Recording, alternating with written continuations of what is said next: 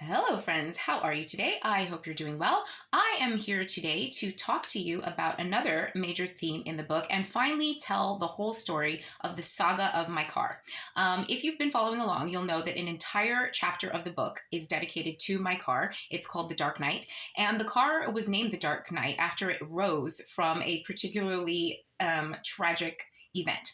So basically the backstory is in 2009, I bought a 2006 Mercedes C230, and it was a car that was used to transport golfers from the clubhouse to the first hole.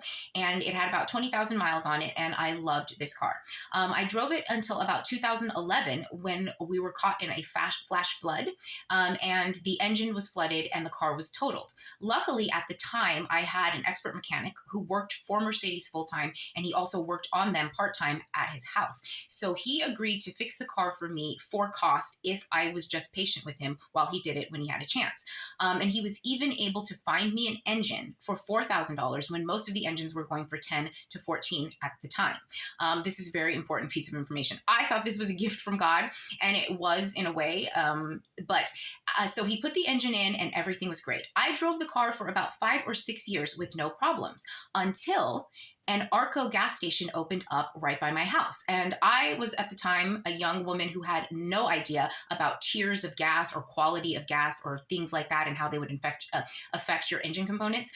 So I just put the most convenient gas in my car. Within a year of using the Arco gas, I had a check engine light on my car. And I took it to my mechanic, and he told me that there was a problem with the camshaft position sensor.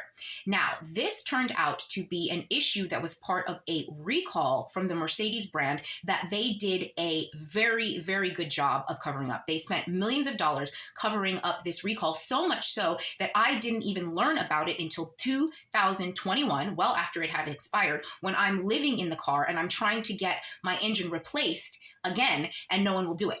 Finally, a mechanic was kind enough to tell me that the reason why everyone was turning me down was because all of the engines that I was finding were part of the recall, and it would have been a liability for them to replace a recalled engine with another recalled engine.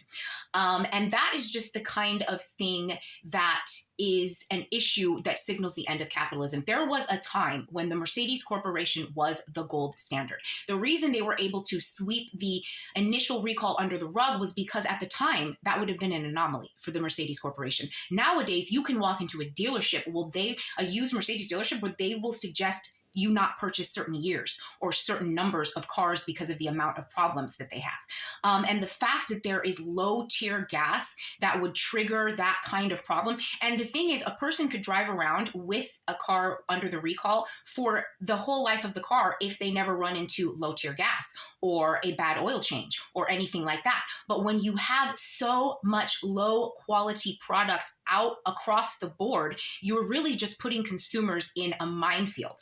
And it is just a shame. And for me, I'm personally just sick and tired of being the canary in the coal mine. God always puts these kind of things into my lap so that I can draw attention to these situations. But it caused me so much trauma throughout the time when I was living in the car. And to know that it was just like these corporations cutting corners. And that's the reason why I had to suffer through all these problems. And I'm not the only one. Like, I didn't know that the gas was so important. And I didn't know that the gas affected the engine components so desperately. And why even put bad gas out there? Why put a faulty thing into the engine? And if you see that that is causing kind of catastrophic problems for people, don't continue on to the point where 10, 15 years later, your whole brand is now cheapened.